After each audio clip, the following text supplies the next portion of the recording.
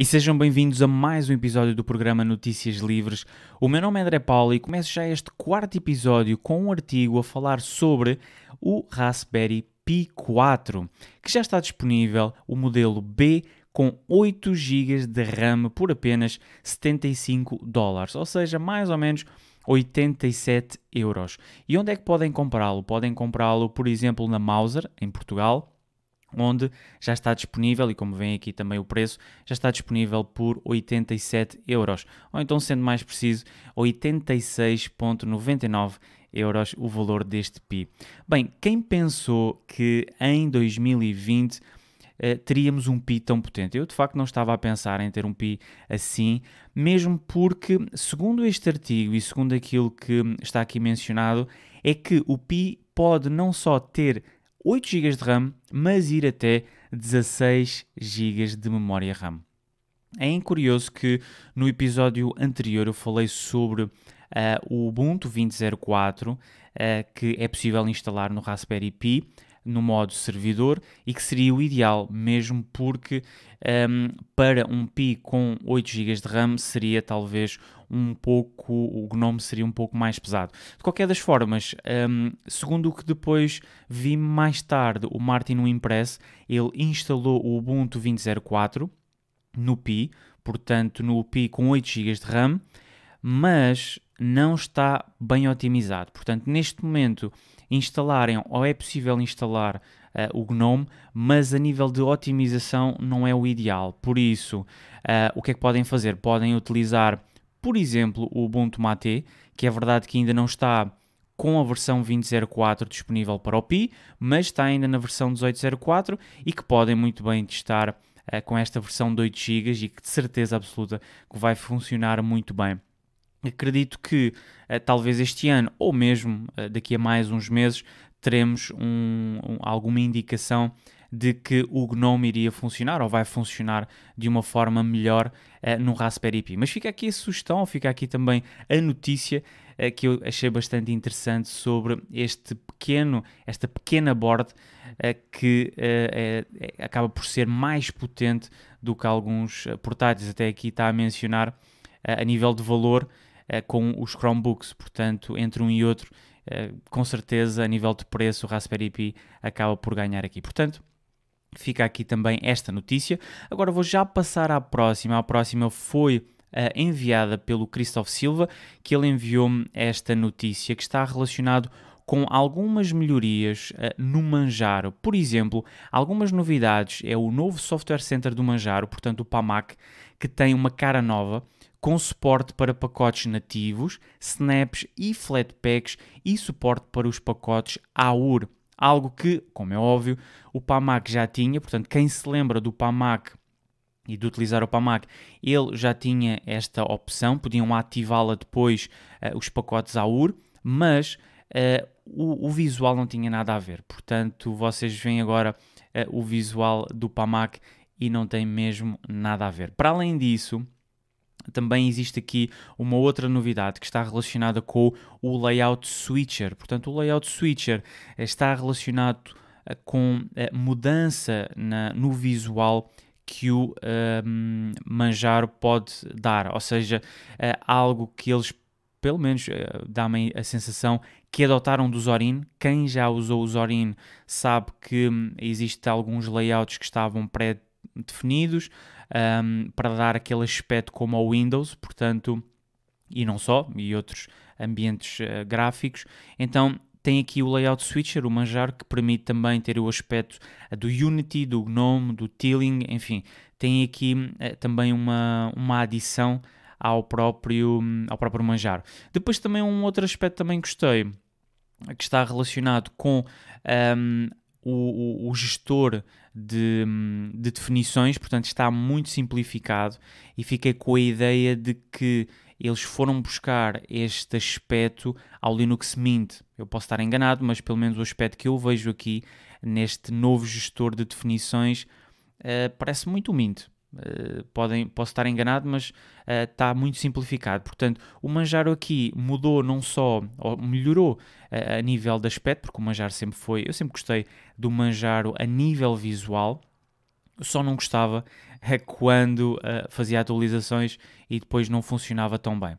Mas de qualquer das maneiras, fica aqui a sugestão. Acredito que quem usa Manjaro acaba por já estar habituado e saber utilizar da melhor forma. Eu continuo a dizer que a utilização do Manjaro, no que diz respeito aos pacotes AUR, é fugir disso. Portanto, acho que a inclusão ou incluir pacotes AUR é muito importante os utilizadores saberem aquilo que estão a utilizar ou aquilo que estão a instalar e depois, obviamente, saberem mexer nisso. Portanto, quem não está habituado a pacotes AUR, então o ideal é ficarem pelos pacotes que o Manjaro coloca à disposição e utilizarem. E, em princípio não vão assim ter grandes problemas na utilização do Manjaro. Mas fica também aqui esta notícia partilhada pelo nosso ouvinte Christoph Silva. Também uma outra aplicação, uma outra sugestão que foi partilhada pelo Christoph é esta aplicação. Portanto, é o Core CTRL. Portanto, é um programa de monitorização gráfica e ajuste de desempenho do sistema para controlar as várias características de desempenho de um computador e das suas ventoinhas. Possui perfis globais para o desempenho do CPU e do GPU. Portanto, eu ainda não testei, mas daquilo que vi tem um aspecto bastante interessante. Portanto, é ao mesmo tempo simplista, tem um aspecto muito minimalista, portanto acredito que seja rápido, mas ao mesmo tempo é possível fazer esta gestão, porque eu não conhecia nenhuma ferramenta para fazer a gestão de forma simples, por exemplo, das ventoinhas ou mesmo também da performance do CPU. Portanto, fica aqui esta sugestão e eu garantidamente que vou testar, que ainda não testei, mesmo porque a minha GPU permite fazer overclock, permite colocar com uma frequência acima, e neste momento está no standard, o meu CPU é verdade que não permite fazer overclock, mas posso aumentar um pouquinho. Ele tem sempre é possível sempre aumentar um pouco a frequência e quem sabe possa fazer aqui umas brincadeiras com esta aplicação. Portanto, fica aqui também a sugestão. Depois, uma outra sugestão que eu queria mencionar neste episódio, lá está, é uma outra aplicação. Eu gosto muito de partilhar aplicações e esta, sem dúvida, foi uma aplicação que me safou à grande esta semana, que foi o Test Disk. Para quem não sabe, esta é uma ferramenta que permite recuperar partições e também partições que não fazem o boot, ou que foram perdidas, ou que foram apagadas, e que é possível colocá-las a funcionar. Portanto, elas estão com algum problema, não aparecem, ou têm algum problema, ou há um problema no disco, e é possível recuperar e reparar essas mesmas partições. Então, para vos explicar o que é que me aconteceu, portanto, eu tive um problema num computador no trabalho que tinha Windows 10. O que acontecia era que cada vez que ele arrancava, ficava horas a fazer a recuperação. Portanto, ele no boot, para já, fazendo o teste de diagnóstico do disco, ele nem sequer passava. Portanto, dava sempre erro. Não conseguia fazer o boot do sistema pelo disco. Então, o que é que fiz? Era um M2 e eu não tinha nenhum disco externo para fazer a recuperação, para colocar uma caixa externa e depois ligar por USB. Isso é uma das coisas que eu pretendo comprar e arrependo-me de não ter comprado quando estava em promoção na PC Diga. Arrependo-me muito de não ter comprado porque dava muito jeito, não só para ter em casa, mas eventualmente para levar e poder-me safar nestas situações, porque agora as máquinas têm tendência a vir todas com M2 e dá muito jeito. Mas, como não tinha isso, o que é que foi feito? Portanto, liguei a uma pen com o Ubuntu, portanto arranquei com o Ubuntu em modo live. Depois, só para terem uma noção, nem sequer dava para fazer a montagem da partição, portanto, e dizia-me logo fail, o self-test failed, falhou. Então, o que é que eu fiz? Atualizei primeiro os pacotes, porque o test disk não vem logo, portanto, atualizam os pacotes primeiro e depois é que instala o test disk. No test disk, aquilo é muito simples, portanto, é só seguirem os passos que ele vai pedindo. Ele faz um search às partições e depois o interessante é que ele corrige a partição de modo a que vocês consigam ver o que é que está lá dentro. Então, depois de conseguirem ver a informação, escolhem as pastas. Neste caso, as pastas que eu pretendia eram as pastas do utilizador, onde tinha os documentos, as transferências, onde tinha a informação do utilizador. Não precisava de mais nada em particular, não tinha nenhuma pasta fora dessa que fosse específica.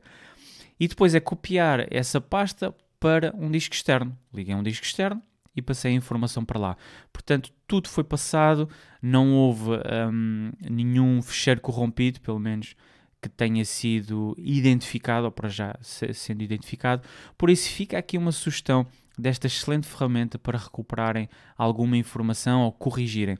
Porque também acrescento aqui uma outra questão, que foi, depois de ter recuperado a informação, já consegui fazer ou montar a partição. Portanto, depois de correr o test disk, já é possível, neste caso, fazer a montagem da partição, porque ele corrigiu o problema. Por isso, fica aqui a sugestão desta aplicação, porque, sem dúvida, poderá fazer falta a vocês, eventualmente, numa situação assim. Agora, termino já, porque eu tenho aqui mais coisas, eu tinha aqui muito mais coisas para dizer, mas vocês já sabem que eu começo para aqui a falar e depois, pronto.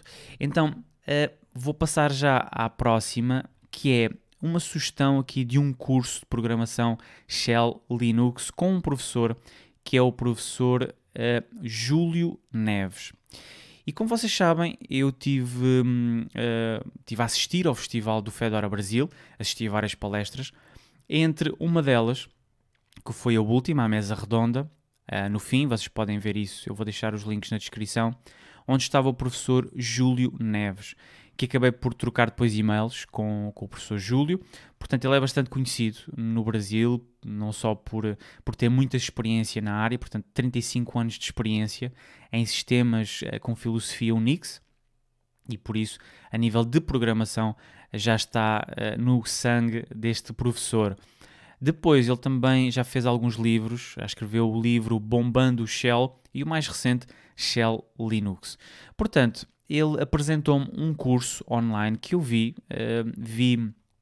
que pareceu-me bastante interessante. Portanto, a nível de inscrições, serão no dia 15/6 e, segundo aqui o site, só para vos mostrar, portanto, é possível fazerem o pagamento deste curso em 10 vezes. Portanto, os 20 primeiros registros têm o pagamento podem fazer o pagamento em 10 vezes, se acharem que assim é melhor. Fica mais ou menos em 14 euros, se for 10 vezes. Para quem está no Brasil, fica a 79,70 reais. Portanto, podem pagar a 10 vezes, podem pagar a 5 vezes, podem pagar tudo como acharem. Mas o que é este curso? Por isso é que eu estou a apresentá-lo, porque gostei. Portanto, se eu não tivesse achado interessante, não teria de todo apresentado neste episódio. Portanto, o que é que eu achei interessante neste curso?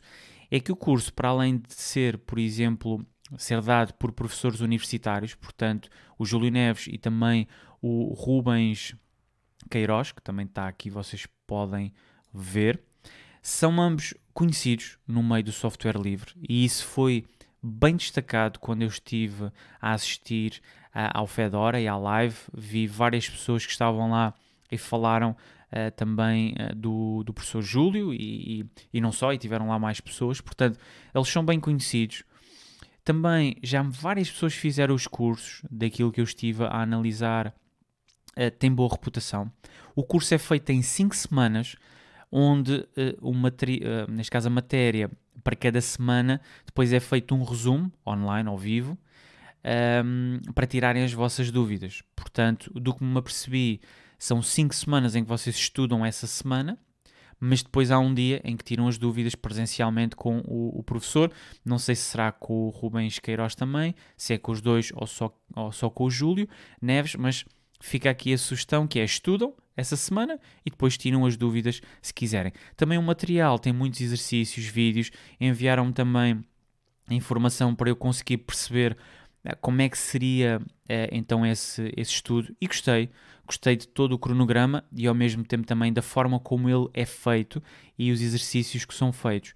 Portanto, no fim, vão receber um certificado da Livra-te Tecnologia e Educação em Software Livre, portanto fica aqui também uma indicação de que há um certificado. Então, daquilo que me pareceu, é uma formação muito boa. Eu neste momento, como estou a tirar ainda a formação do LPIC 1, portanto espero que ainda este mês consiga fazer o exame, mas este curso de Shell Script vai ajudar, sem dúvida, a complementar os estudos. Portanto, quem tem já alguma formação, ou quem não tem, quem apenas usa sistemas Linux e eventualmente pretenda automatizar algumas coisas, saber como utilizar, neste caso o Shell, de uma forma mais dinâmica, eu acho que sem dúvida este curso será muito interessante. Portanto, eu vou deixar também os links na descrição para vocês poderem analisar. Interessante também de que vai haver de 8 a 12, portanto 8 a 12 de junho vai haver um workshop gratuito de divulgação, 15 a 21 são as inscrições, está lá no site, e depois, dia 22 de junho, iniciam as aulas. Portanto, vou deixar toda a informação, alguma dúvida que tenham podem me perguntar, e eu tento também, de alguma forma, fazer aqui a ponte com o Júlio, para tentar perceber um pouco mais sobre este curso. Acho que já falei mais uma vez demais, normalmente eu falo sempre demais, então vou terminar este episódio como normalmente faço. Espero uma vez mais que tenham gostado deste episódio do Notícias Livres. Se quiserem enviar alguma notícia, se quiserem que seja mencionada num destes episódios, enviem um e-mail para podcast@linuxtech.pt. Se quiserem também contribuir com alguma contribuição ou algo pontual ou regular, podem fazê-lo através do LibraPay, uma plataforma open source que também vou deixar na descrição. Portanto, como digo sempre, fiquem bem e até à próxima.